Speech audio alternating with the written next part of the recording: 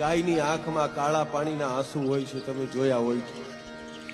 જાનવર બધાય રોતા હોય, પણ ગાય રોતી હોય ને નરેશભાઈ, એની આંખમાં તમે ધારીને જોજો કાળા પાણીના આંસુ હોય છે.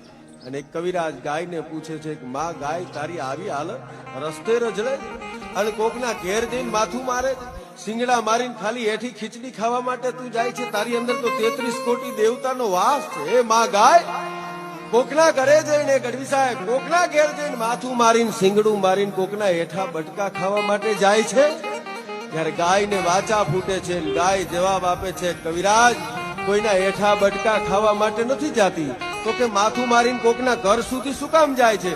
અને પછી ગાય જવાબ દે છે કે હજારો વર્ષો પહેલા મહાભારતના રણ મેદાનની માલિપા ભગવાન કૃષ્ણથી હાથમાં ચક્ર લઈ અને અર્જુનને ગીતા ગાઈને જ્ઞાન દીધું.